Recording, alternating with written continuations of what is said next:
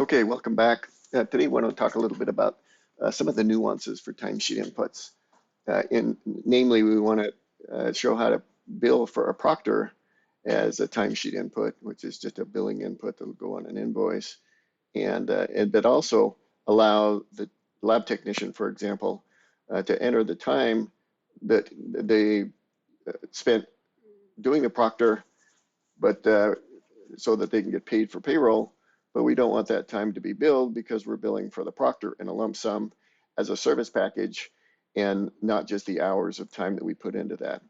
A field tech and inspector out in the field generally are time and materials budgeted, and they just put their time in, and they're going to get billed as for the time that they put out in invoice, and everything's going to work the way that they normally would expect it to do. But we want to be able to do these service packages and make them work the way that they need to, and the time can be put in and not billed.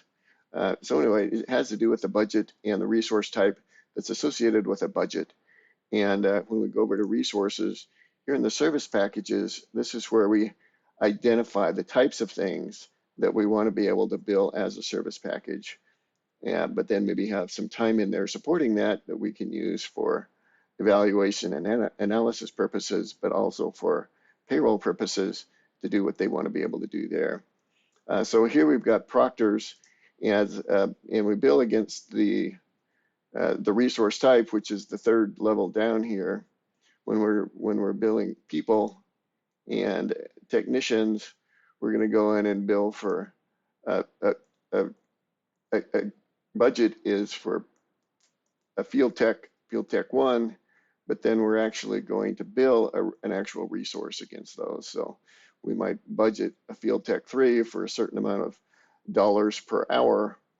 And then when we actually do an invoice item for that, it'll be somebody like Bilbo Baggins for so many hours against a particular budget.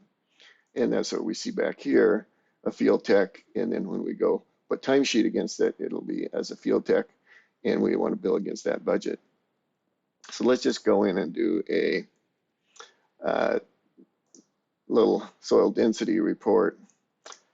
And we add time for just soil density. That's just going to be a field tech out doing hourly work. We're going to go in and put in a soil sampling field tech, for example, and we might put some start and end dates in, and we're going to bill for 4 hours, and that's going to go on the invoice to do what we need to be able to do. If we want to go bill a proctor, for example, let's go into a proctor, and if we want to bill for the proctor itself, we're going to want to go find the invoice for the proctor, and then we're going to want to go look for the resource for that particular proctor. And here's the soil test rock corrected. Those resource types match, and that's what tells the system that we're billing for a particular proctor. And we're going to put in a quantity of 1.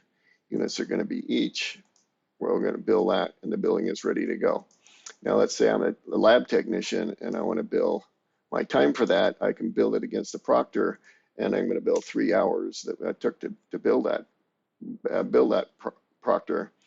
But because I'm not the same resource type as the proctor, which is a service package, this will not get invoiced. The system knows not to invoice these types of inputs.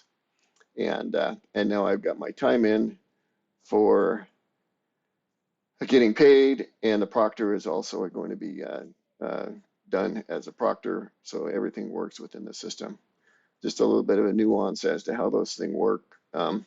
Another thing that we'll notice is that if we go in and I'm actually of the resource type field tech 3, it would have automatically filled the budget in. Just a few other little conveniences that get taken care of by the system. We can put in a start time and an end time, and it'll put in the hours associated with those, trying to automatically calculate what's going on. But if we want to just put in some text here describing what went on, we can do that. But because we know we're in soils, we know we're in a particular project, and we have the assignment name we're probably good to go there. But anyway, that's kind of how timesheets work. Thanks for listening, and I hope we answered a couple of your questions.